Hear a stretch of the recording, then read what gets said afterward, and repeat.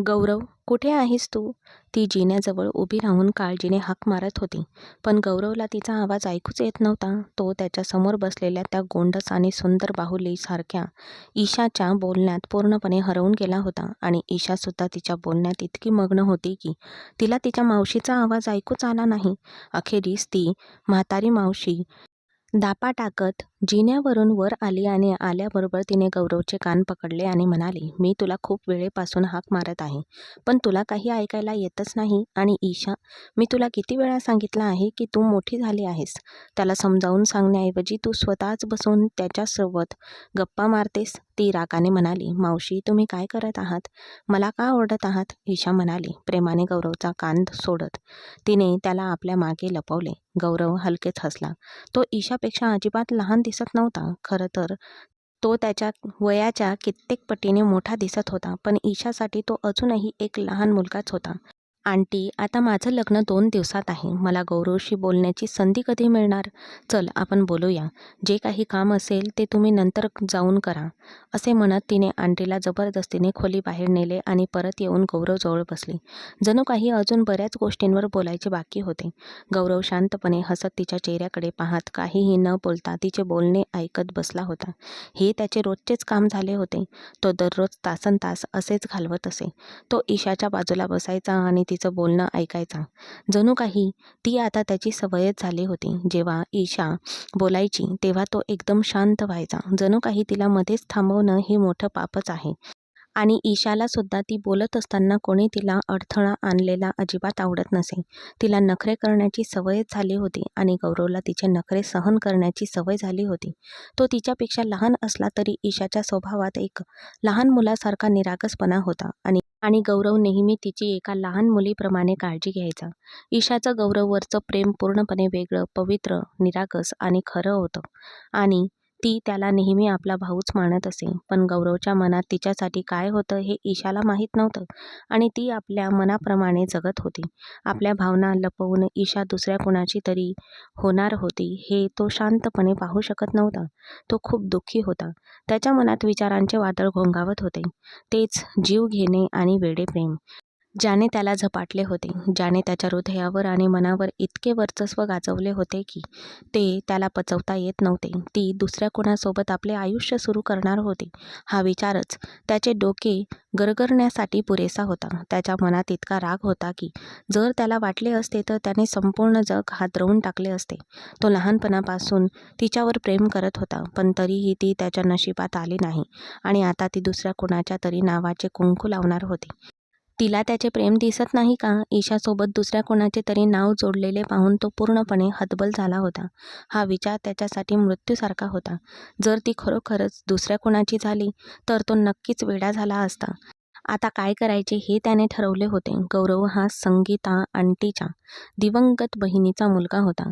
जेव्हा त्याची बहीण वारली तेव्हा संगीता आंटीने गौरवला स्वतःजवळ ठेवले. तसेही त्यांना स्वतःचे मूल नव्हते. त्यांनी गौरवला आपला मुलगा म्हणून स्वीकारले होते. जेव्हा गौरव या घरी आला तेव्हा तो फक्त 5 वर्षाचा होता आणि ईशा त्यावेळी 9 वर्षाची होती. ते दोघे जवळचे मित्र बनले. पण ती त्याला नेहमीच आपला लहान भाऊ मानत असे. ईशाबद्दलच्या गौरवच्या भावना कधी बदलल्या हे गौरवला देखील कळले नाही. तो उठला, गाडीच्या चाव्या आणि मोबाईल फोन घेतला आणि ऑफिसच्या थंड वातावरणातून बाहेर पडला. उद्या तिचे लग्न होते आणि त्याला आपली मनातील इच्छा आधीच पूर्ण करायची होती. गाडीत बसल्याबरोबरच तो आपल्या गतव्यवस्थानाकडे निघाला. त्याच्या चेहऱ्यावर एक खोटं हसू होतं आणि एक असं हसू जे त्याला विनाश, गमावलेल्या प्रतिष्ठा, संपलेल्या सुखाची स्वप्न आणि डागाळलेले चारित्र्य लपवत होतं. ही सगळी त्या हसूंची किंमत होती आणि तो जे काही करणार होता त्याचे परिणाम त्याला चांगलाच ठाऊक होता. ईशा, तू काय करते आहेस? पटकन मेहंदी लावून घे. अजून बरीच तयारी बाकी आहे. खोलीत शिरताना ईशाची आई म्हणाली. मोबाईलवर कोणाशी तरी बोलत असलेली ईशा हसली आणि सरळ बसून केस बांधू लागली. हो आई, मी आत्ताच करून घेते. काळजी करू नकोस. मी माझ्या मैत्रिणीला फोन केला आहे. ती थोड्या वेळात येते. ती पलंगाच्या डोक्यावरच्या भागाला टेकून म्हणाली. मग तू गौरवला पाहिलंस का? तिच्या आईने मोठ्या काळजीने विचारले. नाही आई, तो बहुतेक ऑफिसमध्ये असेल. कुठे गेला असेल तो? मी त्याला सकाळपासून पाहिलं नाही. तो नेहमी मला भेटायला येतो, पण आज दिसलाच नाही. ईशाच्या आवाजात उत्कटतेची एक छटा होती. ईशाला खरा भाऊ नव्हता, त्यामुळे गौरव तिच्या सर्वात जवळचा होता. ती त्याला स्वतःच्या भावासारखंच मानत असे आणि ती त्याची प्रत्येक इच्छा पूर्ण करण्याचा प्रयत्न करत होती. लहानपणापासून तो छोटा गौरव तिच्यासाठी सर्वस्व होता. ठीक आहे, मीच त्याच्याशी बोलेन. मी कालपासून त्याला सजावट करून घ्यायला सांगितलं आहे, पण हा मुलगा काही काम करण्याची हिंमतच करत नाही. तो कशात हरवला आहे कळतच नाही. शोभना थोड्या रागाने म्हणाली, आई, माझं लग्न आहे ना, कदाचित त्यामुळेच तो त्रस्त असेल. आणि त्याने तर सगळं काम करूनही ठेवलं आहे आणि तो इतका हरवलेला आहे कारण मी त्याच्यापासून दूर जात आहे. ईशा विचारपूर्वक हसून म्हणाली. तिच्या आईच्या डोळ्यात पाणी आले. हो, हे खरं आहे. तू फक्त आजपुरतीच आमच्यासोबत आहेस. उद्या तू आम्हाला सोडून दुसऱ्या कोणाकडे तरी जाशील. तू कुटुंबाचा एक भाग होतीस. तू अनोळखी होशील. असं म्हणत ती एक उसासा टाकून ईशाच्या बाजूला येऊन बसली. ईशाने तिला मिठी मारली आणि किंचित हसून म्हणाली, आई, तू जेव्हा बोलवशील तेव्हा मी येईन. तसंही माझ्या कामातच माझा सगळा वेळ जातो. मी सकाळी जाते आणि रात्री परत येते आणि तोपर्यंत तू झोपलेलीच असतेस. तू हे समजून घ्यायला हवं की तुझी मुलगी आता रात्रीसुद्धा घरी येणं बंद होणार आहे, असं ती हसून म्हणाली. हे ईशाच्या स्वभावाच्या अगदी विरुद्ध होतं. ती सहसा खूप गंभीर आणि मितभाषी मुलगी होती, जी आपलं प्रेम आणि भावना सहजपणे कधीच व्यक्त करत नसे. पण आज ती आपल्या आईच्या इतक्या जवळ बसून हसत होती आणि तिला प्रोत्साहन देत होती. पुढे काय होणार आहे याची तिला अजिबात कल्पना नव्हती. कदाचित पहिल्या आणि शेवटच्या वेळीच ती मनापासून खूप आनंदी होती. पुढे येणाऱ्या वादळाची तिला काहीच कल्पना नव्हती. ठीक आहे आई, लवकर भैयाला माझा मेहंदीचा सूट आणायला सांग, म्हणजे मला तो घालून बघता येईल. तुला माहीत आहे ना, माझ्या बुटीकच्या मालकाला नेहमीच काही ना काही अडचण असते. ती उभी राहून म्हणाली. ती तिच्या वयापेक्षा खूपच लहान दिसत होती. सडपातळ शरीर, गोरा रंग, दाट काळे केस आणि मोठे सुंदर डोळे. तिच्या निरागस आणि आकर्षक रूपामुळे तिने लग्नाचा विषय नेहमीच टाळला होता. पण यावेळी जेव्हा तिचे वडील थोडे कठोरपणे बोलले तेव्हा ती गप्प राहिली आणि तयार झाली. कदाचित नियतीने काही वेगळंच ठरवले होते. ईशा आणि जतीनचे लग्न ठरवून झाले होते. ईशाने आपले संपूर्ण आयुष्य आपले करिअर घडवण्यासाठी आणि आपल्या आई-वडिलांना आनंदी ठेवण्यासाठी समर्पित केले होते. जतीन कसा माणूस आहे हे तिला माहीत नव्हते, पण तिच्या आईवडिलांच्या निवडीवर तिचा पूर्ण विश्वास होता. तिचा विश्वास होता की देवाने तिच्यासाठी काहीतरी चांगले योजले आहे आणि म्हणूनच जतीन तिच्या आयुष्यात आला होता. ती पूर्णपणे समाधानी आणि शांत होती. हसत हसत ती स्वच्छतागृहात गेली तेव्हा तिची आई तिच्या सुखासाठी आणि उज्ज्वल भविष्यासाठी मनापासून प्रार्थना करत तिच्या मागे खोलीबाहेर आली. जेव्हा तो परत आला तेव्हा लग्नाची तयारी जोरात सुरू होती. पाहुण्यांचे आवाज, रोषणाई आणि जल्लोषामुळे वातावरण खूपच आल्हाददायक झाले होते. तो हलकेच हसला आणि आत गेला. सर्वजण त्याला ओळखत होते, त्यामुळे कोणी त्याला थांबवलेच नाही. तो त्याला भेटायला आला होता. त्याच्या खोलीकडे थेट गेला. आत शिरताच त्याने मोठ्याने हॅलो असे म्हटले. मोबाईलमध्ये व्यस्त असलेला जतीन दचकून अचानक त्याच्याकडे वळला. हे गौरव, चल चल असे म्हणत तो पुढे सरकला आणि त्याने गौरवला मिठी मारली. गौरवच्या ओठांवरही स्मित हास्य होते, पण काही कारणास्तव जतीनला ते स्मित हास्य थोडेसे निस्तेज वाटले. तो जसा नेहमी असायचा तसा नव्हताच. तो नेहमीच मनमोकळा, विनोदी आणि उत्साही होता. तो एक अस्सल तरुण होता. त्याच्या व्यक्तिमत्त्वात निश्चितच एक अधिकारवाणी होती, पण त्याचे चांगले वागणे आणि शांत स्वभाव नेहमीच या आदराचे प्रेमात रूपांतर करत असे. शांत आणि गंभीर दिसणारा गौरव जेव्हा बोलायचा तेव्हा सर्वांच्या चेहऱ्यावर हास्य उमटायचे. जसे ईशाचे गौरववर खूप प्रेम होते, तसे जतीनच्याही मनात त्याच्यासाठी एक विशेष स्थान होते. जतीन कॉलेजमध्ये गौरवचा सिनियर होता आणि ईशाने त्यांचे नाते अधिक घट्ट केले होते. ईशाचे गौरववरील खरे प्रेम आणि आपुलकी पाहून जतीनला समजले की ईशाचे गौरववर खूप प्रेम आहे. पण त्याला हेही माहीत होते की ईशा आणि गौरव यांच्यात भाऊ-बहिणीच्या नात्यापलीकडे दुसरं कोणतंही भावनिक नातं नव्हतं. त्यामुळेच त्याने मनात कधीही नकारात्मक विचार आणले नाहीत. जतीनसोबत काही वेळ घालवल्यानंतर गौरवने त्याला निरोप घेतला आणि तो निघून गेला. जतीनच्या वारंवारच्या विनवणी करूनही तो थांबला नाही आणि म्हणूनच तो इतक्या लवकर निघून गेला. पूर्वी तो जेव्हा यायचा तेव्हा जतीनसोबत तासनतास घालवायचा, पण आज जेव्हा तो आला तेव्हा तो फक्त काही मिनिटेच त्याच्यासोबत बसून निघून गेला. जतीनला हे थोडे विचित्र वाटले, पण आपल्या थकव्याचा विचार करून तो गप्प राहिला. त्याला वाटले की घरी असलेल्या लग्न समारंभामुळे तो खूप व्यस्त आहे आणि ईशाने त्याला असेही सांगितले होते की गौरवने इतकी तयारी केली आहे की त्याला रात्री झोप देखील लागत नाही. जतीनला वाटले की सध्या काही न बोललेलेच बरे. गौरव चेहऱ्यावर विजयी हास्य घेऊन खोलीतून बाहेर आला. चष्मा लावून तो रुबाबात घरातून बाहेर पडला. त्याच सिंहासारख्या चालीने तो पुढे चालू लागला. तिथे असलेल्या असंख्य मुली त्याच्याकडे पाहत होत्या. त्यांना वाटत होते की या माणसाने एकदा तरी त्यांच्याकडे पाहावे आणि त्यांच्या प्रेमात पडावे, पण त्याने कोणाकडे पाहिले नाही. तो फक्त रुबाबात घरातून बाहेर पडला. गौरव निघून गेल्यावर जतीनला सोफ्यावर एक USB स्टिक दिसली. त्याला वाटले की कदाचित गौरव ती चुकून विसरला असेल. त्याने तिला उचलले आणि तो खोलीतून बाहेर आला, पण गौरव निघून गेला होता. जतीन USB कडे बघत आपल्या खोलीत परत गेला.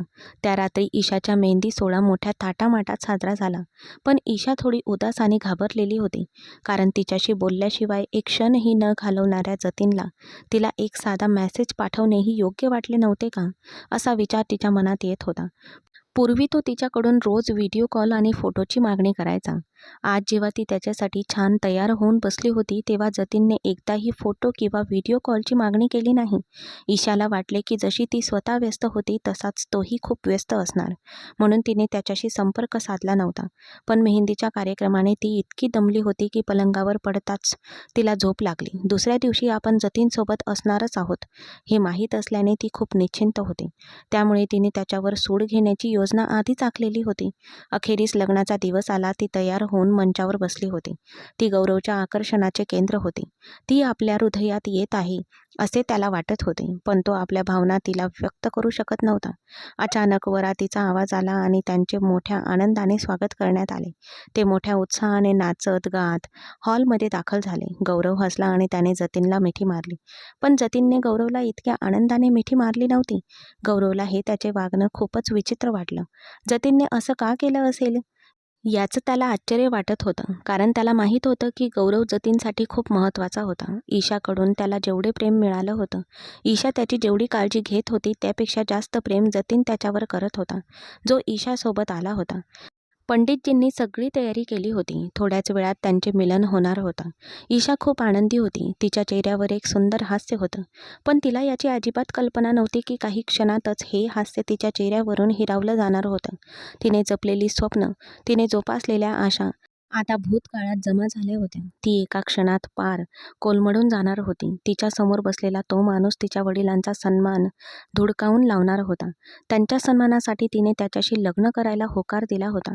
ती कशाचीही जाणीव नसताना प्रत्येक क्षणी एक नवीन स्वप्न पाहत होती.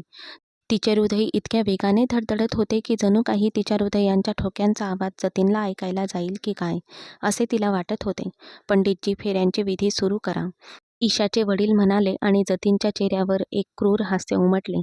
कोणतेही विधी करण्याची गरज नाही काकाजी, कारण मला तुमच्या मुलीशी लग्न करायचेच नाही, जतीन असे म्हणताच ईशाला असे वाटले की तिच्या डोक्यावर छत कोसळले आहे.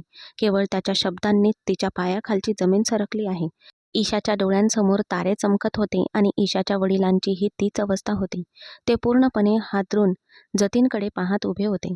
त्यांच्या चेहऱ्यावर किंचित हसू आणून जणू काही ही एक सामान्य गोष्ट आहे अशा थाटात ईशाला इतके क्रूर शब्द म्हटले होते. आपण काय बोललो हे त्याला लक्षात आले नाही का? आपण ईशाच्या आणि तिच्या वडिलांच्या सन्मानाचा अपमान करत आहोत हे त्याच्या लक्षात आले नाही का? तिच्या वडिलांनी वर्षानुवर्षे कमावलेला आदर नष्ट करण्यावर त्याचा भर होता. शशीजी एका खुर्चीला टेकून उभे होते. शोभनाजी सुद्धा आपल्या पतीला पाठिंबा देत उभ्या होत्या. तिथे कोणामध्येही बोलण्याचे धाडस नव्हते, नाहीतर ते बोललेच असते. काय ते त्या मुलाचे कुटुंबीय होते. त्यांच्या तोंडातून एक जरी कठोर शब्द बाहेर पडला असता तरी त्यांच्या मुलाचे आयुष्य उद्ध्वस्त झाले असते. जेव्हा जतीनने जाहीर केले की हे खोटे आहे, एक विनोद आहे, तो ईशाला घेऊन जायला आला आहे, तो तिच्याशी लग्न करून तिला आपल्यासोबत घेऊन जाईल, तेव्हाच श्वास घ्यायचा या निश्चयाने त्याने आपला श्वास रोखून धरला होता. ईशा आश्चर्याने जतीनकडे पाहत राहिली. सर्वांच्या नजरेसमोर फक्त तो नवरदेव होता.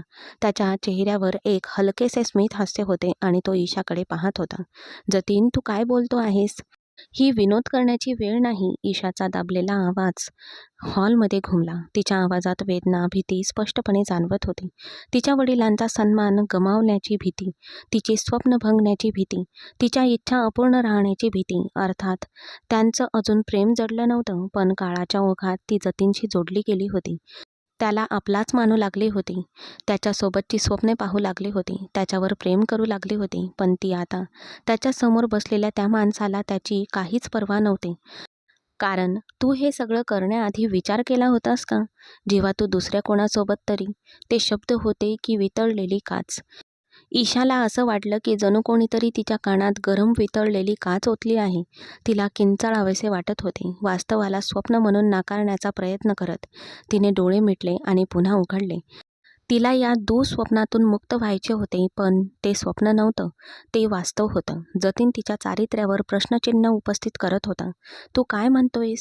ती त्याच्या दिशेने सरकली. "मी काय म्हणतोय अगदी तेच जे तू ऐकलं आहेस.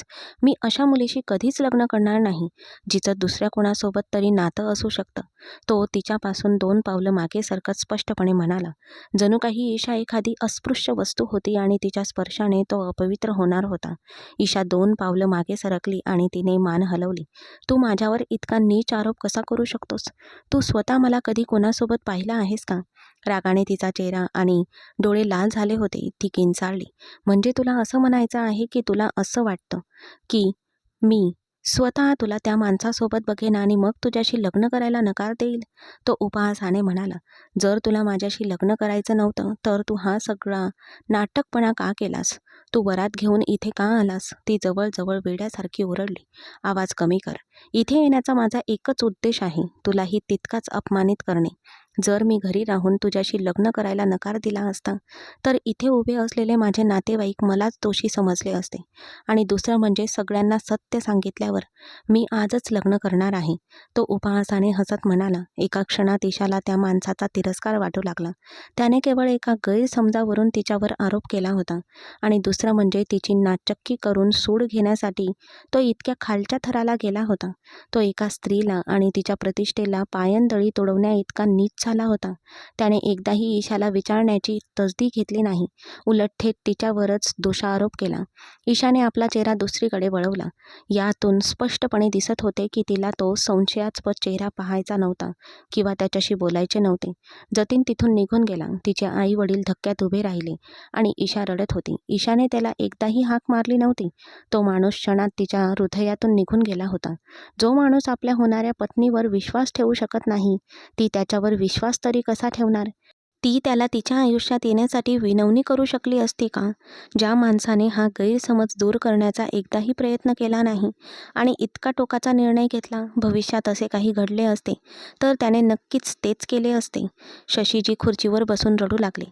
ईशाच्या आईने आपल्या मुलीकडे हताशपणे पाहिले आणि त्यांच्या डोळ्यात पाणी आले.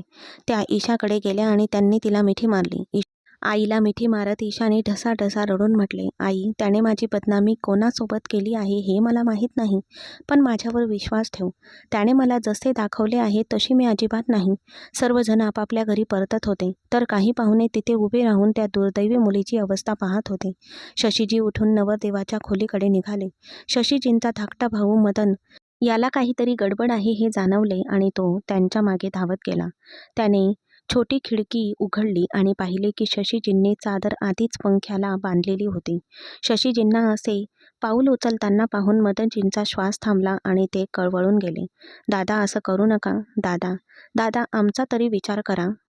माझे आई वडील आधीच गेले आहेत. माझ्या डोक्यावरून ही शेवटची सावली काढू नका. दादा, मी जिवंतपणीच मरेन." मदनजी रडत म्हणाले. त्याला इतक्या व्यथित होऊन बोलताना ऐकून सगळेजण त्याच्या मदतीला धावले. ईशा तिच्या आईसोबत खोलीकडे धावली. गौरवसुद्धा त्याच खोलीकडे धावला.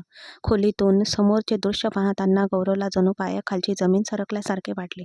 आपण जमिनीत रुतत आहोत असे त्याला जाणवले. हळूहळू सगळेजण खोलीबाहेर जमले. काही जण निघून गेले होते, त्यामुळे फक्त मूठभर कुटुंबीयच उरलेले होते. शशी काही चुकीचे करण्याआधीच गौरव दार तोडून आत घुसला आणि त्याने शशीला पकडले. "सोड गौरव, मला सोड." तो ओरडला. "भाऊ, तुमचा तुमच्या मुलीवर विश्वास नाही का, की तुम्ही हे पाऊल उचलत आहात?" मदनजी आपल्या भावाच्या पाया पडत रडत म्हणाले, "मला माहीत आहे की माझी मुलगी तशी नाही.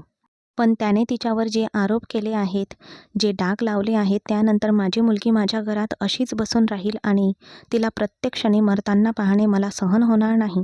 ते डोळ्यात पाणी आणून म्हणाले. दारात उभ्या असलेल्या ईशाने हे ऐकून मान खाली घातली. अखेर ती आपल्या वडिलांचे सांत्वन कसे करणार होती? त्यांचे म्हणणे बरोबर होते. जर मुलीवर आरोप झाला, जरी तो खोटा असला तरीही ती मुलगी आयुष्यभर आपल्या आई-वडिलांवर ओझे बनते. भाऊ, तुम्ही काय बोलत आहात? मी इथे आहे. गौरव ईशाशी लग्न करेल. मदनजी नुकतेच हे बोलले होते आणि ईशाला जणू काही तिच्या पायाखालची जमीन सरकली.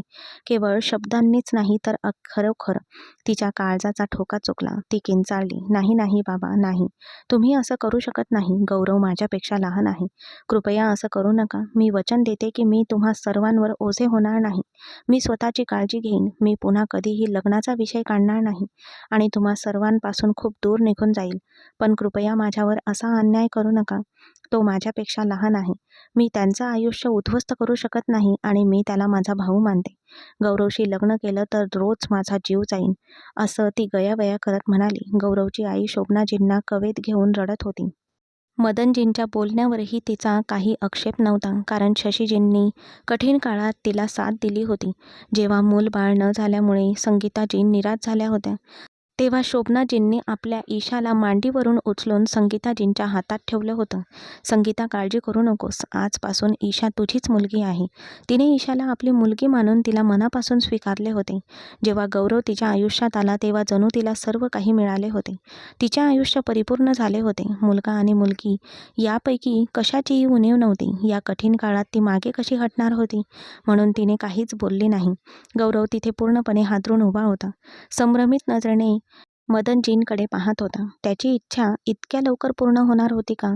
यावर त्याचा विश्वास बसत नव्हता. त्याने काल जतीनच्या खोलीत ठेवलेल्या USB मध्ये ईशा आणि त्याच्या ऑफिसमधील सहकार्याचे असे फोटो होते, जे त्यांच्यात एक घनिष्ठ नाते असल्याचे दर्शवत होते. जतीनने त्या USB चा उल्लेखही केला नव्हता, पण त्याची इच्छा इतक्या लवकर पूर्ण होईल अशी गौरवने अपेक्षा केली नव्हती. रडत आणि वेदनेने व्याकुळ होऊन ती वडिलांच्या पायाशी बसून त्यांची विनवणी करत होती. पण तिचे वडील विचारात गडलेले होते. "मुली, जर तुला समाजात तुझ्या वडिलांची मान उंचावलेली हवी असेल तर गौरवशी लग्न कर. नाहीतर तुला पुन्हा फक्त त्यांचा मृत चेहरा दिसेल." शशीचे शब्द वितळलेल्या काचेसारखे होते. ईशाला तिचे कान सुन्न झाल्यासारखे वाटले. ती उठली, तिने मान हलवली आणि पळून गेली. रस्त्यावरील लोक त्या घाबरलेल्या मुलीला वधूच्या वेशात रस्त्यावरून कुठेही न जाता धावताना पाहत होते. ती तिच्या असहाय्यतेवर, तिच्या दुर्दैवावर आणि ज्या गोष्टीला तिने होकार दिला होता त्यावर रडत होती. त्याने तिला सोडून दिले होते. ज्या माणसाने तिच्यावर प्रेम केले होते, त्यामुळेच तिच्या आशा चिरडून टाकल्या होत्या आणि तिची स्वप्ने उद्ध्वस्त केली होती. रस्त्यावरून अडखळत आपल्या घराच्या दिशेने धावणाऱ्या त्या अर्धवट वेड्या वधूवर सर्वांचे लक्ष केंद्रित झाले होते. ईशाला धावताना पाहून गौरव तिच्या मागे धावला. त्याला माहीत होतं की हे प्रकरण चिघळणार आहे, पण त्याला हे माहीत नव्हते की जतीन वरात तिच्या दारापर्यंत आणेन आणि मग तिच्याशी लग्न करण्यास नकार देईल. हळदीच्या दिवशी गौरवला वाटले होते की जतीन त्या दिवशी तिच्याशी लग्न करण्यास नकार देईल आणि हे प्रकरण घरापुरतेच मर्यादित राहील. लग्न वेळेवर होणार होते, त्यामुळे सर्वांचे 100% लक्ष गौरववरच केंद्रित होणार होते. तो तिच्यावर प्रेम करत होता. त्याला तिच्यासोबत राहायचे होते. पण ईशाच्या अचानक निघून जाण्याने गौरव खूप अस्वस्थ झाला होता. गाडी नसतानाही तो वेड्यासारखा तिच्या मागे धावत होता. ईशा आणखी एका क्षणासाठी जरी त्याच्यासोबत आली नाही तर आपला जीव जाईल असे गौरवला वाटत होते. छाती चोळत श्वास परत मिळवण्याचा प्रयत्न करत तो ईशा ज्या वाटेने गेली होती त्या वाटेवरून धापा टाकत धावत होता. ईशाला शोधत असताना जेव्हा तो घरी पोहोचला तेव्हाच गौरवने सुटकेचा निश्वास टाकला. त्याला माहीत होते की ईशा एक स्वच्छंदी मुलगी आहे आणि ती आत्महत्येसारखे पाऊल कधीच उचलणार नाही. तो घरात शिरला. तो दिवाणखान्यात बसला आणि त्याने डोळे मिटले. ईशाच्या खोलीतून सतत वस्तू तुटण्याचा आवाज येत होता. ती किंचाळत आणि रडत होती. गौरवची इच्छा होती की तिने आज आपला सगळा राग बाहेर काढावा, जेणेकरून ती भविष्यात योग्य निर्णय घेऊ शकेल. थोड्याच वेळात घरातील सर्व वडीलधारी मंडळी घरात आली. शशीजींची तब्येत बिघडली होती. गौरवने डॉक्टरांना बोलावले आणि थोड्याच वेळात डॉक्टरने त्यांची तपासणी करून ते निघून गेले. डॉक्टरने त्यांना कोणत्याही तणावाखाली न ठेवण्याचा विशेष सल्ला दिला होता. गौरव त्यांच्या शेजारी बसला. "काळजी करू नका काका. मी ईशाशी लग्न करेल. जरी ती तयार झाली नाही तरी मी एकदा स्वतः तिच्याशी बोलेन आणि मला आशा आहे की ती तयार होईल," गौरव आश्वासक स्वरात म्हणाला. सुरुवातीला शशीजींना काळजी वाटत होती की जर गौरव तयार झाला नाही तर त्यांच्या मुलीचे आयुष्य उद्ध्वस्त होईल. पण गौरव तयार झालेला पाहून ते बऱ्यापैकी निश्चिंत झाले. सकाळी ईशाशी बोलण्याचा विचार करत गौरव आपल्या खोलीत गेला होता. रात्रीची बरीच वेळ झाली होती. तो आपल्या खोलीत गेला आणि सिगारेट ओढू लागला. गौरव गौरव अजूनही जतीनवर खूप रागावलेला होता, कारण तो तिच्यावर इतका गंभीर आरोप कसा करू शकला. अर्थात हे गौरवचेच काम होते, पण तो हा प्रस्ताव शांतपणे नाकारू शकला असता. संपूर्ण लग्न समारंभासमोर त्याला ईशाच्या प्रतिष्ठेला असा धोका पत्करायचा नव्हता. थोडा वेळ विचार करून तो उठला, आपला लॅपटॉप उचलला आणि जीमेल उघडला. तो अगदी निश्चिंत झाला होता. त्याला माहीत होतं की ही बातमी त्याची जागा दाखवून द्यायला पुरेशी होती. जेव्हा तो जतीन त्याच्या खोलीत शिरला, तेव्हा ती नववधूच्या वेशात त्याच्या पलंगावर बसली होती. ईशापासून दूर असण्याचा त्याला प्रचंड आनंद झाला होता आणि एका क्षणासाठी त्याला पश्चातापाची एक कळही जाणवली. काल जेव्हा त्याने ते फोटो पाहिले, तेव्हा सुरुवातीला तो USB पाहणार नव्हता, पण नंतर त्याच्या आणि गौरवच्या मध्ये काहीतरी लपवण्यासारखं आहे असे त्याला वाटू लागले. त्याने USB तपासली आणि त्यातील फोटोंनी त्याला प्रचंड संताप आला. विचारल्यावर गौरवने स्पष्टपणे सांगितले की त्याने कोणतीही USB आणली नव्हती आणि त्या क्षणी जतीन ईशाच्या विश्वासघाताशिवाय दुसऱ्या कशाचाही विचार करत नव्हता. त्याची विचार करण्याची क्षमताच नाहीशी झाली होती. आता त्याला वाटले की ईशाच एकमेव गुन्हेगार होते. ते विचार झटकून जतीन पलंगाकडे गेला, जिथे त्याची नववधू बसली होती. तेव्हाच त्याला एक जीमेल आला. वेळ न घालवता जतीन त्याच्या लॅपटॉपकडे गेला. जतीनसाठी त्याचे काम हेच त्याचे पहिले कर्तव्य होते, त्यामुळे ईमेल तपासण्यासाठी त्याने आधीच लॅपटॉप हातात घेतला होता. पण ईमेल पाहून जतीनला धक्का बसला. काय नाही, तो ओरडला. त्याचा ओरडा ऐकून त्याची वधू मानसी त्याच्याकडे धावत आली. जतीन, काय झाले? तिच्या घाबरलेला काळजीयुक्त आवाज ऐकून जतीनने तिच्याकडे पाहिले. जतीनने तिला मिठी मारली आणि स्वतःला शांत करण्याचा प्रयत्न केला. त्याने एक चूक केली होती आणि पुढच्या जन्मातही तो चूक करणार होता. तो आता आणखी चुका करू शकत नव्हता, कारण त्याने सर्व काही संपवून नवीन आयुष्य सुरू करण्याचा निर्णय घेतला. पण त्यालाही माहीत होतं की ईशासारख्या मुलीला गमावणं हे आयुष्यभराची खंत असेल. सकाळी उठल्याबरोबर गौरव ईशाच्या खोलीत गेला होता. त्याने सगळी तयारी करून घेतली होती आणि त्याला खात्री होती की तो ईशाला समजावेन. तो खोलीत शिरला आणि तिची विस्कटलेली अवस्था पाहून गौरवला खूप वाईट वाटले. ओठ आवळून तो तिच्या दिशेने चालत गेला. ईशा, चल, आज आपलं लग्न आहे. काय करावे हे ईशाला सुचत नव्हते. आपल्यापेक्षा 4 वर्षांनी लहान असलेल्या पुरुषाशी ती लग्न करू शकणार होती. रडून रडून तिचे डोळे सुजले होते आणि त्याच वेळी काल रात्रीचा प्रसंग पुन्हा तिच्या डोळ्यासमोर तरळून गेला. ती रात्रभर डोळ्याला डोळा न लावता बसून होती. अशा अवस्थेत ती कशी झोपू शकली असती? तिला सकाळी कधीतरी डुलकी लागली होती. कदाचित रडण्याचा त्रास आणखी सहन न झाल्यामुळे ती रडत रडतच झोपी गेली असावी. जेव्हा तिने डोळे उघडले तेव्हा ते खूप रडल्यामुळे दुखत होते आणि सुजले होते. काल रात्री तिने पाहिलेल्या दृश्याने एका क्षणात ईशाचा सगळा आनंद हिरावून घेतला होता. काय काय मूर्खपणा करतोयस तू? ती तिच्यापेक्षा 4 वर्षांनी लहान असलेल्या गौरववर ओरडली होती. तो जे बोलत होता ते तिला काही क्षणांसाठी धक्का देण्यासाठी पुरेसं होतं, पण तिने स्वतःला सावरलं होतं. ती आल्याबरोबर गौरववर भडकली. तो पूर्ण संयमाने हात पाठीमागे बांधून मान झुकवून आदराने उभा असूनही तिने आपल्या डाव्या हाताने त्याच्या चेहऱ्यावर जोरदार थप्पड मारली. त्याने जे काही म्हटले होते त्यानंतर अशी गंभीर प्रतिक्रिया अपेक्षितच होती आणि तो त्यासाठी तयार होऊन आला होता. तो ईशापेक्षा 4 वर्षांनी लहान होता, पण त्याचे व्यक्तिमत्व कणखर आणि सुदृढ होते.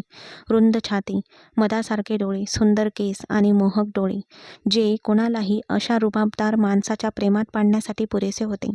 त्यावेळी तो फक्त 22 वर्षाचा होता.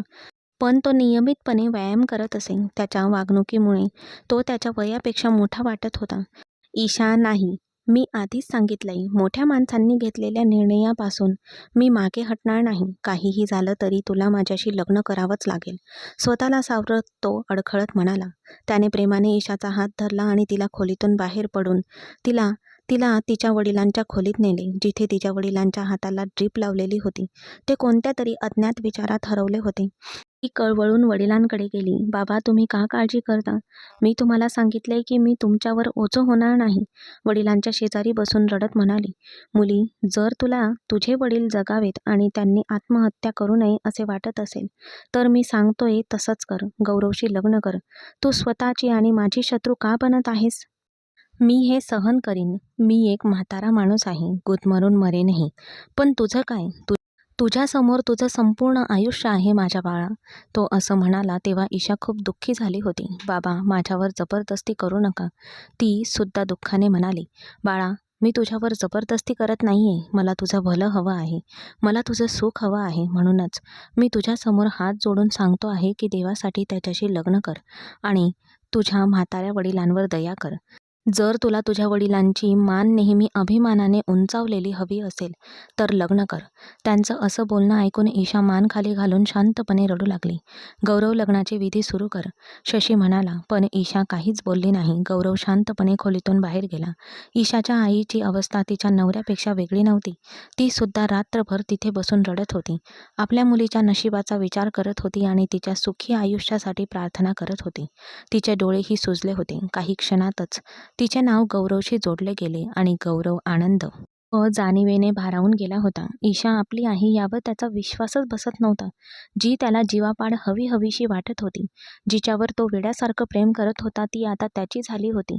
जरी त्याने जे केले होते ते चुकीचेच होते, पण तो प्रेमासाठी काहीही करायला तयार होता. ईशाला मिळवण्यासाठी त्याच्या मनाला जे योग्य वाटले ते त्याने केले.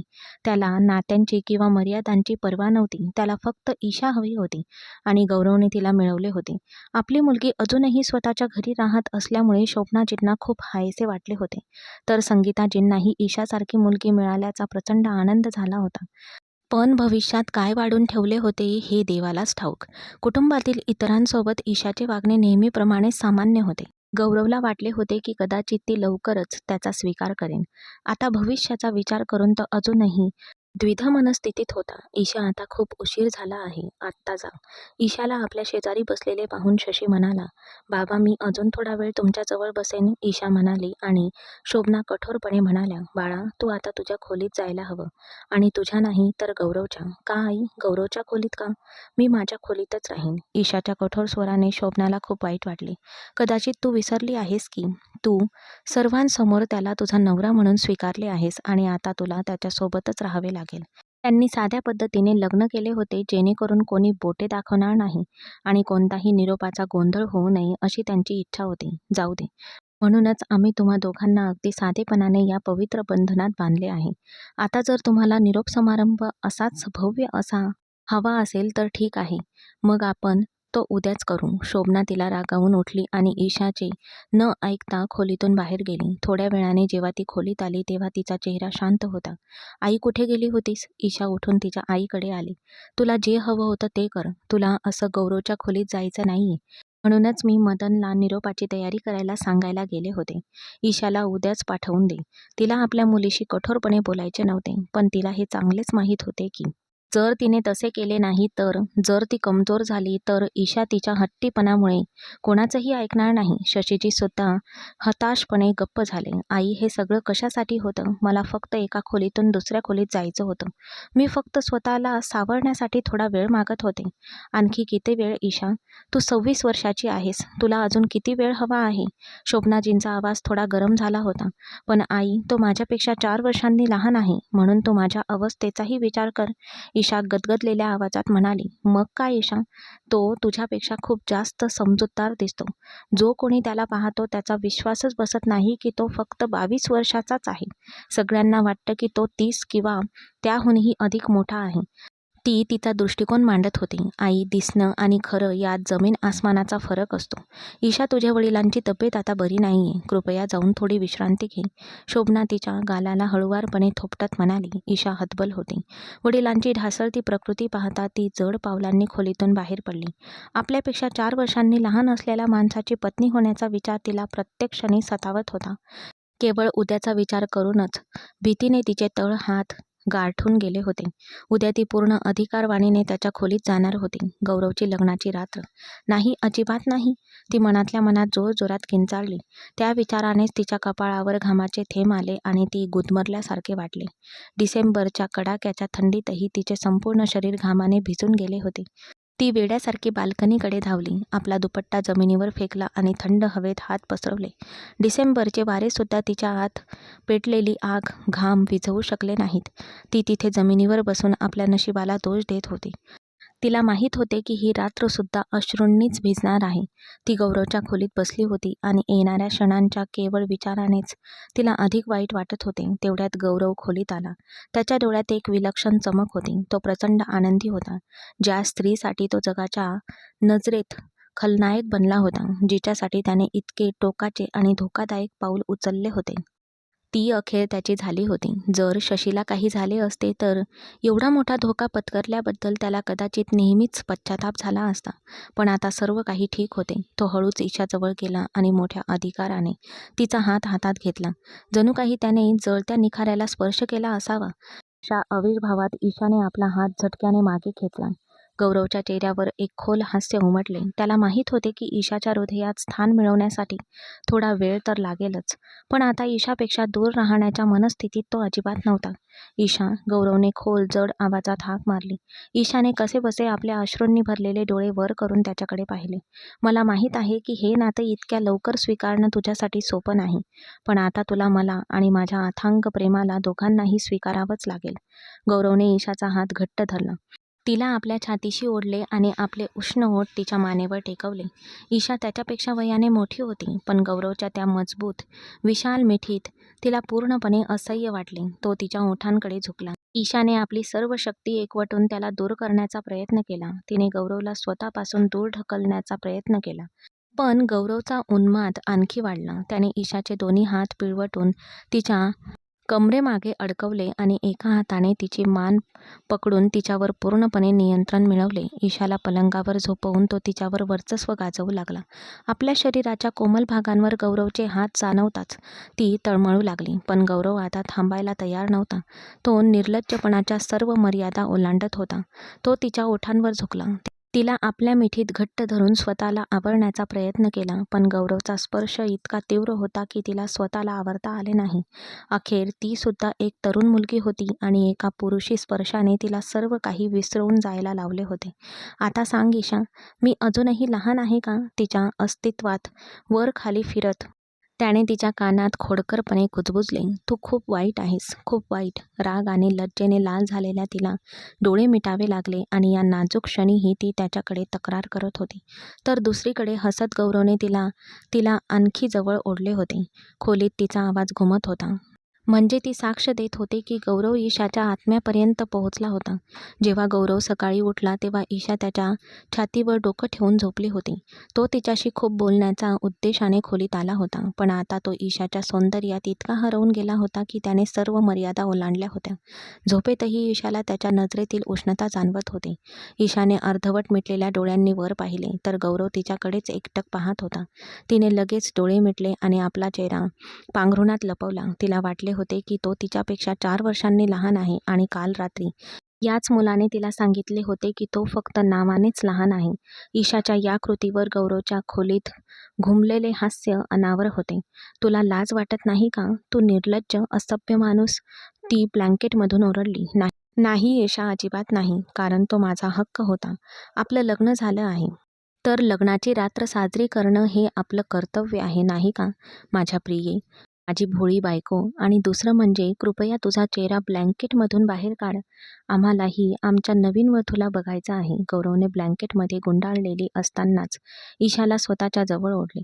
ईशाने त्याला रागाने मागे ढकलले होते. गौरवने आपला चेहरा ब्लँकेटमध्ये घातला आणि पुन्हा तिच्या सौंदर्यात हरवून गेला. पण ईशाचे विरोध करणारे हात पाहून गौरव हसला. तू नीच आहेस. माझ्यासारख्या मोठ्या मुलीसोबत तुला थोडीसुद्धा लाज वाटली नाही? मी तुझ्याबद्दल असा विचार कधीच केला नव्हता. आणि मला वाटलं तू खूप निरागस आहेस. पण तू किती निर्लज्ज आहेस. काल रात्री त्या घाणेरड्या गोष्टींची तुला लाज वाटली नाही का? लाज आणि रागाने चेहरा लालबुंद होत ईशा बोलता बोलता थांबली. मला लाज का वाटेल? गौरव काहीच माहीत नसल्याचा आव आणत म्हणाला आणि त्याने ईशाच्या अंगावरून पांघरून ओढून काढले. ईशाला त्या अवस्थेत पाहून त्याला स्वतःवरचा ताबा पुन्हा सुटला. ईशाची जीभ जणू तिच्या टाळूला चिटकली होती. तिची अवस्था पाहून गौरव उठला आणि हसत हसत स्नानगृहाकडे गेला. तू स्वतःला कोण समजतोस? एखादा नीच माणूस, ती किंचाळली. तुझा नवरा, तो आदराने मान झुकवत म्हणाला.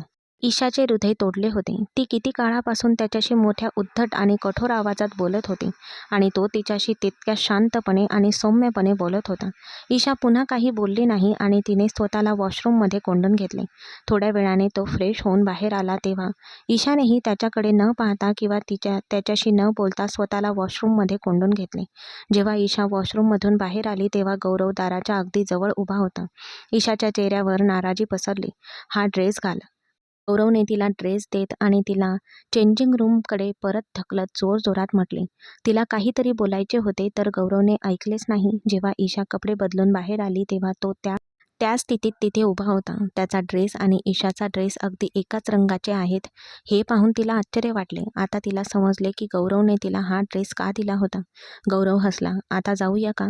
त्याने घड्याळाकडे बघत विचारले. मी अशीच जाऊ का? तिने आपल्या ओल्या केसांकडे बघत विचारले. ठीक आहे, ठीक आहे, तू तयार हो. मी इथेच तुझी वाट बघतो. पुन्हा सोफ्यावर बसत म्हणाला. गौरवची नजर आता ईशाला अस्वस्थ करत होती. ती तिथे नाहीच अशा आविर्भावात तो बसला होता. तू बाहेर जा, ती शेवटी चिडून म्हणाली. का? मी तुला काय सांगितलं होतं? निरागसपणाच्या सर्व मर्यादा ओलांडत तो म्हणाला. का तुला कळत नाही का? तू काय केलंस? ती रागाने म्हणाली. नाही, अजिबात नाही. मला माहीत नाही. तूच सांग. त्याचे डोळे चमकत होते. ईशा त्याच्याशी वाद घालत नव्हती. तिने त्याच्याकडे पाहिले आणि शांतपणे तयार होऊ लागली. त्याने खांदे उचकवले आणि सोफ्यावर बसला. एका क्षणात ती तयार होऊन त्याच्यासमोर उभी होती. तिचा निळा ड्रेस अधिकच तेजस्वी दिसत होता. गौरव उठून ईशासमोर थांबला. तू खूपच सुंदर दिसत आहे, असे म्हणत त्याने आपल्या हातांनी ईशाचा चेहरा आपल्या हातात घेतला. ईशाने आपली नजर खाली झुकवली. ईशाची झुकलेली नजर पाहून गौरवने तिच्या कपाळावर चुंबन घेतले आणि तिला खोली बाहेर नेले. ती त्याच्यासोबत जिन्यावरून खाली आली. त्यांना एकत्र पाहून घरातील सर्वजण म्हणाले. देव तुम्हा दोघांना सदा सुखी ठेवो. नमस्ते, असे म्हणत त्यांनी सर्वांना एकत्र अभिवादन केले. गौरव पुढे सरकला आणि त्याने ईशासाठी एक खुर्ची ओढली. तेव्हा तिने त्याच्याकडे प्रश्नार्थक नजरेने पाहिले. गौरवने तिला बसायचा इशारा केला. ती शांतपणे खुर्चीवर बसली. मग त्याने स्वतःसाठी एक खुर्ची ओढली आणि तो देखील बसला. गौरवचे हे वागणे पाहून शोभनाजींना खूप आनंद झाला. मग गौरवने हात पुढे करून ईशासाठी ज्यूस ओतला आणि तिच्या ताटात ब्रेड ठेवला. मी स्वतः घेऊ शकते. ईशाने गौरवच्या बोलण्यात व्यत्यय आणला. ईशाचा स्वर खूपच उद्धट होता आणि शोभनाजींना तिचे हे वागणे अजिबात आवडले नाही. त्यांनी संगीताजींकडे पाहिले, ज्या जणू काही ऐकतच नाही अशा आविर्भावात बसल्या होत्या. ईशा, बोलायची ही कसली पद्धत आहे? शोभनाजी ईशाला कठोरपणे रागावल्या. आई, मी त्याला कधीच सांगितले नाही की त्याने माझा नाश्ता ताटात ठेवावा किंवा ज्यूस ओतून द्यावे. तुला माहीत आहे की मी माझा नाश्ता स्वतः खाते आणि स्वतः वाढून घेते. मग हा सगळा नाटकपणा कशाला? ईशाच्या स्वरात कोणताही बदल झाला नाही. गौरवने शोभनाला शांत राहण्याचा इशारा केला आणि स्वतःही शांतपणे नाश्ता करू लागला. स्वतःची काळजी घे, गौरवने ईशाच्या कपाळावर चुंबन घेत हळू आवाजात म्हटले. सर्वांसमोर गौरवच्या स्पष्ट वक्तेपणामुळे ईशाने लाजेने आपली नजर खाली झुकवली. मी रोज स्वतःची काळजी घेते आणि भविष्यातही घेऊ शकते. आणि हे सगळं करून तुला काय सिद्ध करायचं आहे? ती पुन्हा रागाने म्हणाली. ईशा, ही कसली पद्धत आहे? मी तुला आधीच सांगितलं आहे की तू तुझ्या नवऱ्याशी असं बोलू नयेस. मी ते केलं असतं. ती रागाने म्हणाली. आई, हा नवरा खूप जबरदस्ती करतो. ईशा तिच्या आईशी उद्धटपणे वागू लागली होती. शोभना, तू काय करत आहेस? हा त्यांच्यामधला खाजगी मामला आहे. ते स्वतःच ते सांभाळून घेतील. तू यात का ढवळाढवळ करत आहेस? शोभनाला बोलताना पाहून संगीता थोड्या रागाने म्हणाली. आश्चर्याने शोभनाचे तोंड उघडेच राहिले. ही कसली सासू होती? सुनेला असे वागताना पाहूनही ती इतकी शांतपणे बसली होती. ईशालाही गौरववर राग आला होता. तो काहीच का बोलत नाहीये याचा तिला प्रश्न पडला होता. ती बऱ्याच काळापासून त्याच्याशी कठोरपणे बोलत होती, पण तो अजूनही त्याच सौम्यतेने आणि प्रेमाने वागत होता. आई, तुमचं बरोबर आहे. मी स्वतःच ते सांभाळून घेईन. तो हसून म्हणाला. तो असे म्हणाला आणि ईशाकडे प्रेमाने एक कटाक्ष टाकत घरातून निघून गेला. ईशालाही आपल्या वागण्याची थोडी लाज वाटत होती की ती त्याच्याशी इतक्या कठोर स्वरात आणि रागाने बोलत होती, पण तो मात्र तिच्याशी खूप हळुवारपणे वागत होता. ईशा, नाश्त्यानंतर माझ्या खोलीत ये, असे म्हणून शोभना नाश्त्याच्या टेबलावरून उठून आपल्या खोलीत गेली. तिच्या मागे शशीने एक सुस्कारा सोडला. नाश्ता कर, संगीताने डोळे मिटून ईशाला प्रेमाने म्हटले. ईशाला हसूही आले नाही. ती गौरवशी इतके उद्धटपणे वागत होती, पण तिच्या सासूबाई तिला काहीच बोलल्या नव्हत्या.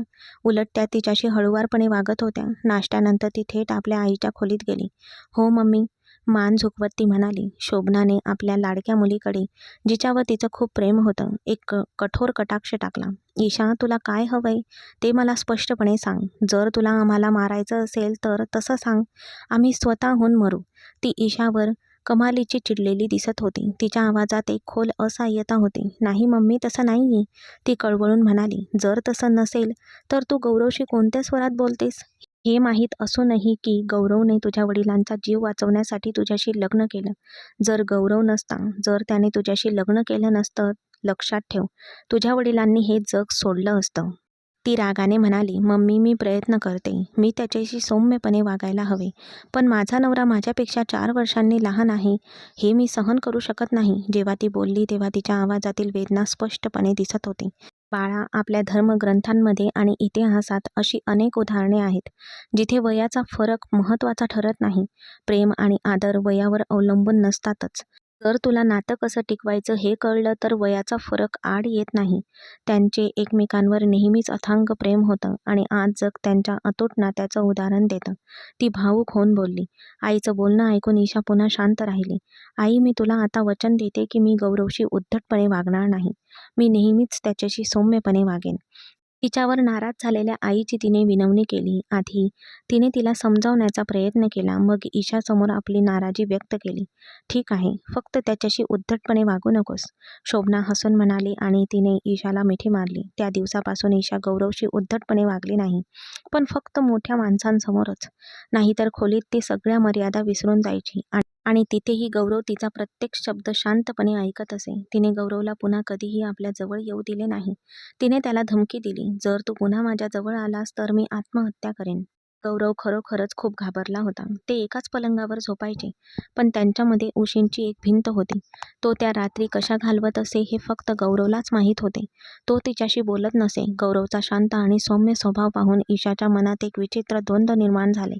एका बाजूला ते भयानक वास्तव होते, ज्याने तिचा आनंद हिरावून घेतला होता, आणि दुसऱ्या बाजूला गौरवचे अथांग, निरपेक्ष प्रेम होते, जे प्रत्येक क्षणी तिचे रक्षण करत होते. खोलीत पाऊल ठेवताच ईशाने एक दीर्घ श्वास घेतला. आज तिने एक निर्णय घेतला होता. तिने मनातील कटुता विसरून हे पवित्र नाते मनापासून स्वीकारण्याचा निर्णय घेतला होता. रात्रीचे 11 वाजून गेले होते. जेव्हा गौरव त्याच्या खोलीत शिरला तेव्हा आतील दृश्य पाहून तो थिजून गेला. प्रखर दिवे बंद होते आणि त्यांच्या जागी मंद मेणबत्त्यांच्या सोनेरी प्रकाशाने संपूर्ण खोली एक जादुई वातावरण पसरले होते. मोगऱ्यांच्या फुलांचा मंद सुगंध खोलीभर दरवळत होता. गौरव अजूनही हा बदल पचवत होता. तेवढ्यात त्याची नजर पलंगाशेजारी उभ्या असलेल्या ईशावर पडली. ईशाने एक सुंदर फिकट निळ्या रंगाची रेशमी साडी नेसली होती. तिचे मोकळे ओले केस तिच्या पाठीवर रुळत होते. तिने कोणताही जड मेकअप केला नव्हता, फक्त डोळ्यात काजळाचा हलकासा स्पर्श होता. ओठांवर लाजाळू हास्य घेऊन ती एखाद्या परीसारखी दिसत होती. गौरवला पाहताच ईशाच्या हृदयाची धडधड वाढली. आज आज मागे हटण्याऐवजी तिने पुढे जायचे ठरवले. हळूहळू आणि नाजूकपणे ती गौरवच्या दिशेने पुढे सरकली. भानावर नसलेला गौरव तिच्याकडे नुसता बघतच राहिला. कालपर्यंत त्याच्याशी थेट न बोललेल्या ईशाच्या डोळ्यात आता एक वेगळ्याच प्रकारचा वेडेपणा आहे, यावर त्याचा विश्वास बसत नव्हता. ईशा गौरवच्या अगदी जवळ थांबली. त्यांच्यातील अंतर आता नगम्य झाले होते. गौरवच्या छातीतून वाढलेल्या हृदयांचे ठोके ईशाला स्पष्टपणे ऐकू येत होते. ईशाने आपली थरथरती बोटे वर उचलली आणि एक अत्यंत गंभीर हास्य करत हात पुढे करून हळुवारपणे गौरवच्या कोटच्या कॉलरवर ठेवला. तिच्या बोटांच्या कोमल स्पर्शाने गौरवच्या संपूर्ण शरीरात विजेचा झटकाच बसला. तुम्ही खूप दमला आहात, नाही का? ईशाने मखमली रोमॅन्टिक आवाजात पापण्या वर करून थेट गौरवच्या मधासारख्या डोळ्यात पाहत विचारले. तुम्ही? गौरवचा आवाज घशातच अडकल्यासारखा वाटला. आज ती त्याला तुम्ही म्हणून हाक मारत होती आणि गौरव हे पचवू शकत नव्हता. त्याने फक्त मान डोलावली. तिने आपले दोन्ही हात गौरवच्या रुंद खांद्यावर ठेवले आणि हळूच ते त्याच्या मानेमागे नेऊन घट्ट पकडले. ती पायांच्या बोटांवर थोडी वर उठली आणि आपला चेहरा गौरवच्या अगदी जवळ आणला. ईशाच्या श्वासाचा उबदार जेव्हा त्या उष्णतेचा गौरवच्या गालांना आणि ओठांना स्पर्श झाला, तेव्हा त्याच्या मनात भावना तीव्रतेने उफाळून येऊ लागल्या. ईशासाठी त्याच्या डोळ्यात दडलेला वेड अधिकच गडद झाले. ईशा, तू? गौरव अत्यंत जड आणि अडखळत्या आवाजात बोलण्याचा प्रयत्न करत होता, पण त्याचे वाक्य पूर्ण होण्याआधीच ईशाने आपले बोट त्याच्या ओठांवर टेकवले. श्श्श, आज काही बोलू नकोस गौरव, आज फक्त मला अनुभव. ईशा कुजबुजली आणि आपले बोट काढून अत्यंत अधिकारवाणीने गौरवच्या कोमेजलेल्या ओठांवर ठेवले. तिने गौरवला आपल्या हातांनी घट्ट धरले होते, जणू काही तिला जगातील सर्व चिंता विसरून फक्त या मिठीत विलीन व्हायचे होते.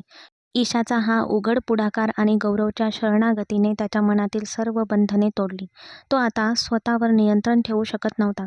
क्षणभराचेही अंतर सहन न झाल्याने गौरवने आपले दोन्ही मजबूत हात ईशाच्या नाजूक कमरेभोवती घट्ट आवळले आणि एकाच झटक्याने तिला आपल्या छातीशी दाबून पूर्णपणे वश केले. ईशाच्या तोंडातून एक मंद किंचाळी बाहेर पडली, पण ती जराही विचलित झाली गौरवने एका हाताने तिची मान मागून धरून तिचा चेहरा वर उचलला. त्याच्या डोळ्यात आपल्या वधूसाठी अथांग प्रेम आणि उत्कटता धगधगत होती. न घाबरता ईशाने आपले डोळे मिटले आणि स्वतःला पूर्णपणे गौरवच्या स्वाधीन केले. पुढच्या क्षणी गौरवच्या उष्ण ओठांनी आतुरतेने ईशाच्या संपूर्ण अस्तित्वाला आपल्यात सामावून घेतले.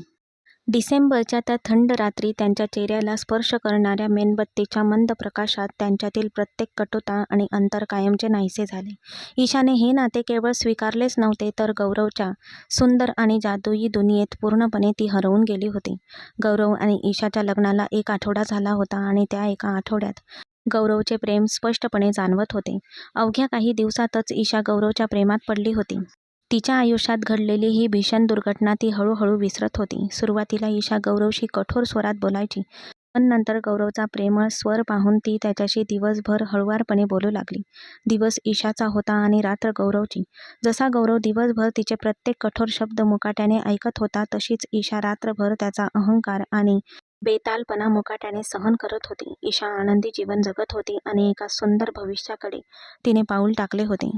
तिच्या आयुष्यातील या मोठ्या बदलाचे कारण तीच व्यक्ती होती जिने नकळतपणे तिला छळले आणि दुखावले होते. ईशाला हे कधीच कळले नाही की ज्या व्यक्तीने तिला या परिस्थितीत आणले होते, तीच व्यक्ती आता तिच्यावर निरपेक्ष प्रेमाचा वर्षाव करत होती आणि तिला खूप महत्त्वही देत होती. त्यांच्या लग्नाला 6 महिने उलटले होते. ईशाला आता गौरवशिवाय राहणे अशक्य झाले होते. तिचे त्याच्यावर जीवापाड प्रेम होते. ती गौरवच्या प्रत्येक हावभावाने मोहित झाली होती. जसे गौरवने तिला आपल्या प्रेमाच्या जाळ्यात अडकवले होते, तसेच आता ईशानेही गौरवला आपल्या जाळ्यात ओढले होते. ते एकमेकांशिवाय अपूर्ण होते. गौरव कामावरून परतल्यावर सकाळी उठल्याबरोबर सर्वात आधी ईशाला शोधायचा आणि आता ईशासुद्धा त्याची आतुरतेने वाट पाहत असे. एके दिवशी ईशा कामावरून परतली तेव्हा ती खूप थकलेली दिसत होती आणि तिचा चेहरा पूर्णपणे फिका पडला होता. गौरवने तिला या अवस्थेत पाहताच तो लगेच तिच्याकडे गेला. "काय झालं ईशा? तुला बरं वाटत नाहीये का?" गौरवने काळजीने विचारले. ईशाने हलकेच मान डोलावली. "काही नाही, फक्त थोडी थकलेली आहे." पण गौरवचे समाधान झाले नाही. त्याने लगेच डॉक्टरला बोलावले. जेव्हा डॉक्टरने ईशाला तपासले तेव्हा त्यांच्या चेहऱ्यावर हास्य फुलले. "अभिनंदन गौरव, तू लवकरच बाबा होणार आहेस." डॉक्टरचे शब्द ऐकून गौरवचा आनंद गगनात मावेनासा झाला. तो ईशाजवळ गेला आणि त्याने तिच्या कपाळावर हळुवारपणे चुंबन घेतले. ईशाचे डोळे आनंद अश्रूंनी भरले होते. ती आई होणार होती, गौरवच्या बाळाची आई. घर आनंदाने भरून गेले होते. शशीजींना खूप आनंद झाला होता. शोभनाजी आणि संगीताजी दोघांनाही खूप आनंद झाला होता. मदनजींनी गौरवला मिठी मारली. "बाळा, तू आज आमच्या घरात पुन्हा आनंद आणला आहेस. आम्ही या उपकाराची परतफेड कधीच करू शकणार नाही. देव तुझे सदैव भले करो." आता गौरव ईशाची पूर्वीपेक्षाही जास्त काळजी घेऊ लागला. तो तिला अजिबात त्रास होऊ देत नसे. ईशाला कोणतंही काम करू देत नसे आणि सगळं स्वतःच करत असे. ईशाला हे सगळं खूप आवडायचं. गौरवसारखा नवरा मिळाल्यामुळे आपण किती नशीबवान आहोत असा विचार ती करायची. एके दिवशी ईशा तिच्या खोलीत बसून विचार करत होती. गौरव तिच्या जवळ आला आणि तिच्या डोक्यावरून हात फिरवत म्हणाला, "काय विचार करत आहेस?" ईशाने गौरवकडे पाहिले आणि म्हणाली, "काही नाही, फक्त विचार करत आहे की देवाने मला किती काही दिलं आहे. तुमच्यासारखा प्रेमळ नवरा, इतके छान आई वडील आणि आता हे बाळ." गौरव हसला आणि त्याने ईशाला मिठी मारली. "मी सुद्धा खूप आनंदी आहे ईशा. तू माझं आयुष्य आनंदाने भरून टाकले आहेस." गौरवने ईशाला आणखी जवळ ओढले. जेव्हा ती त्याच्या डोळ्यात पाहत म्हणाली, "गौरव, मला एक गोष्ट सांग, तू माझ्याशी लग्न का केलंस? म्हणजे तू माझ्यापेक्षा खूप लहान आहेस. तू दुसऱ्या कोणत्याही मुलीशी लग्न करू शकला असतास." गौरवने ईशाचा चेहरा आपल्या हातात घेतला आणि म्हणाला, "ईशा, मी लहानपणापासून तुझ्यावर प्रेम करतो. जेव्हा मी तुला पहिल्यांदा पाहिलं तेव्हाच मला कळलं की तूच माझं आयुष्य आहेस. मी तुला नेहमीच माझी पत्नी मानलं आहे, पण तू मला नेहमीच कमी लेखलंस. मला माहीत होतं की तू माझ्याशी कधीच लग्न करणार नाहीस, म्हणून मी हे सगळं केलं." गौरव काय म्हणत होता हे ईशाला कळलं नव्हतं. "गौरव, तू काय केलंस?" ईशाने गोंधळून विचारले. गौरवने एक दीर्घ श्वास घेतला आणि म्हणाला, "ईशा, मला माफ कर. मीच ती USB जतीनच्या खोलीत ठेवली होती. मीच ते फोटो एडिट केले होते. मला माहीत होतं की जतीन गैरसमज करून घेईल आणि तुझ्याशी लग्न करायला नकार देईल." ईशाला तिच्या कानांवर विश्वासच बसत नव्हता. तिच्या डोळ्यात पाणी दाटून आले. "गौरव, तू हे सगळं केलंस? तू माझं आयुष्य उद्ध्वस्त केलंस? तू माझ्या वडिलांची प्रतिष्ठा डागाळलीस?" गौरवच्या डोळ्यातही पाणी आले होते. ईशा, मला माहीत आहे की मी चूक केली, पण तुला मिळवण्यासाठी मी काहीही करेन. माझं तुझ्यावर खरंच खूप प्रेम आहे. मी तुझ्याशिवाय जगू शकत नाही. ईशा रडू लागली. गौरवने तिला मिठी मारण्याचा प्रयत्न केला, पण तिने त्याला दूर ढकलले. मला तुझा तिरस्कार वाटतो. तू माझा इतका वाईट विश्वासघात केलास की मी तुला कधीच माफ करणार नाही. गौरव खूप वेदनेत होता. ईशा, कृपया मला माफ कर. मला माहीत आहे की माझ्याकडून एक भयंकर चूक झाली आहे, पण तुझ्याशिवाय मी मरेन ग. ईशाने गौरवकडे पाहिलेही नाही आणि रडत रडत खोलीतून निघून गेली. गौरव आपली चूक लक्षात आल्यावर तिथेच बसून राहिला. दिवस जात होते आणि ईशा गौरवशी बोलत नव्हती. तिने घरातल्या कोणालाही सांगितले नव्हते आणि तिला स्वतःलाही माहीत नव्हते की असे का होत आहे. ती खूप रागावलेली आणि दुखावलेली होती. गौरव नेहमीच तिच्या मागे लागायचा, माफी मागायचा, पण ईशा त्याच्याकडे पाहतही नसे. एके दिवशी ईशा खूप आजारी पडली. तिला खूप ताप आला. गौरव प्रचंड घाबरला आणि त्याने लगेच डॉक्टरला बोलावले. डॉक्टर आले आणि त्यांनी ईशाला तपासले आणि म्हणाले, तिची प्रकृती खूप गंभीर आहे. ती खूप मानसिक तणावाखाली आहे. जर हे असेच चालू राहिले तर बाळ आणि आई दोघेही धोक्यात येऊ शकतात. हे ऐकून गौरवचा जीव कसावीस झाला. त्याने ईशाचा हात धरला आणि जोरजोरात रडू लागला. ईशा, मला माफ कर. माझ्यामुळे तू आणि आपलं बाळ खूप त्रास सहन करत आहात. तू त्रास सहन करावा असं मला अजिबात वाटत नाही. प्लीज ईशा, माझं ऐक. ईशाने डोळे उघडले आणि डोळ्यात खोल वेदना घेऊन गौरवकडे पाहिले. गौरव, तू माझ्यासोबत खूप वाईट गोष्ट केलीस, पण मला माहीत आहे तुझं माझ्यावर प्रेम आहे आणि माझंही तुझ्यावर प्रेम आहे. पण तुझ्या या कृत्याने मला खूप खोलवर दुखावलं आहे. गौरव रडला आणि त्याने ईशाच्या हाताचे चुंबन घेतले. ईशा, मी वचन देतो की मी तुला पुन्हा कधीही दुखावणार नाही. तूच माझं आयुष्य आहेस. तुझ्याशिवाय माझं काहीच अस्तित्व नाही. ईशाने गौरवच्या डोक्यावरून हात फिरवला. ठीक आहे, मी तुला माफ करते. पण वचन दे की तू मला पुन्हा कधीही फसवणार नाहीस. जर मला कधी वाटलं की तू मला फसवलेस, तर मी कोणतंही स्पष्टीकरण ऐकणार नाही. मी सरळ तुझ्या आयुष्यातून निघून जाईन. गौरवने ईशाला घट्ट मिठी मारली. ईशा, मी वचन देतो की मी तुझी नेहमी काळजी घेईन. तू आणि आपलं बाळ हेच माझं सर्वस्व आहे. ईशाची तब्येत हळूहळू सुधारली. गोष्टी सुधारू लागल्या. गौरवच्या अथांग प्रेमाने आणि काळजीने तिला पूर्वीपेक्षा अधिक कणखर बनवले. त्यांच्यातील प्रेम पूर्वीपेक्षा अधिक घट्ट झाले. 9 महिन्यांनंतर ईशाने एका सुंदर मुलाला जन्म दिला. गौरवचा आनंद गगनात मावेनासा झाला होता. तो वडील झाला होता. त्याने आपल्या मुलाला कवेत घेतले आणि त्याच्या कपाळावर प्रेमाने चुंबन घेतले. मग तो ईशाकडे आला आणि तिचे आभार मानले. ईशा, तू मला सर्व काही दिले आहेस. मी खूप आनंदी आहे. ईशा हसली. मी सुद्धा खूप आनंदी आहे गौरव. तू मला खूप काही दिले आहेस. जरी आपली सुरुवात चांगली नव्हती, तरी आता आपण खूप आनंदी आहोत. देवाने आपले आयुष्य आनंदाने भरले आहे. गौरवने ईशाला मिठी मारली. हो ईशा, आणि मी वचन देतो की मी तुझी नेहमी अशीच काळजी घेईन. त्यांनी मिळून एक आनंदी जग निर्माण केले. त्यांचे घर नेहमी प्रेम आणि आनंदाने भरलेले असायचे. शशीजी आणि शोभनाजी सुद्धा खूप आनंदी होत्या आणि संगीताजी सुद्धा. ईशा आणि गौरवची प्रेमकथा कायम स्वरूपात राहणार होती. एक असे प्रेम जे प्रत्येक अडचणी आणि परीक्षेला सामोरे जाऊन अधिक घट्ट झाले. आपले प्रेम शोधण्याच्या निश्चयात गौरवकडून कदाचित चूक झाली असेल, पण त्याला आपली चूक लक्षात आली आणि त्याने ईशाच्या आनंदासाठी आपले संपूर्ण आयुष्य समर्पित केले आणि अशा प्रकारे ते कायमचे एकत्र आले.